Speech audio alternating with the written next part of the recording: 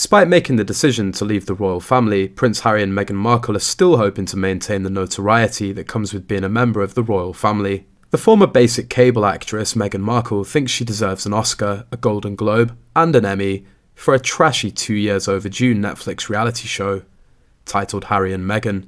It was an immediate laughingstock this month when it finally came out, full of egotistical preening and crying on demand. Meghan routinely looked startled and Harry routinely looked more startled looking at her. According to reporter Neil Sean, Meghan directed Liz Garbus, who directed the piece of schlock, to submit the docuseries for consideration in all the major award categories. Garbus is a 2-time Academy Award nominated and Emmy Award winning director. How much do you want to bet she regrets every minute spent in the company of these two whiners?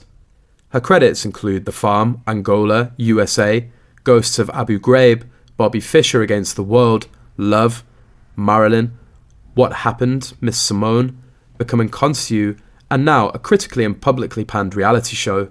An Oscar is all Meg has ever wanted, a source close to Meghan revealed. She used to practice her acceptance speech in the mirror with a hairbrush when she was a kid of 7 years old.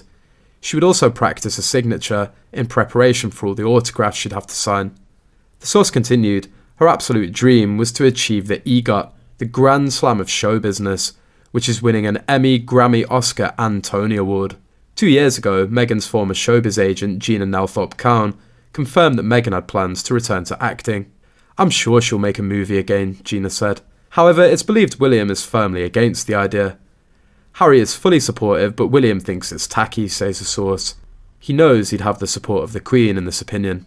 Everyone's worried that this will spark a new chapter in Harry and William's clash over Meghan Markle. What are the chances that the Royal Runaways bag a big award for emoting their way through 6 episodes on par with the emotional depth of the Muppets? Since COVID, the world has been turned upside down, so anything's possible. Yet it seems unlikely that anyone would vote for a tripe-filled show occupied by Z-list celebrities who've been cancelled by Politico and Variety.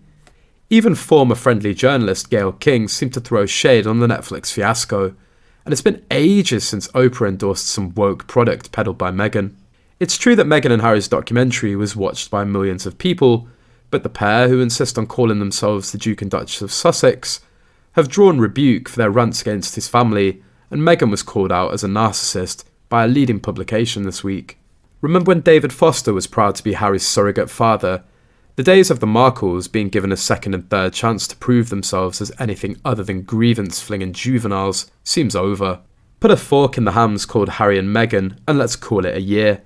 There's no way that next year one or the other will get all dressed up to accept an Oscar, Emmy or Golden Globe.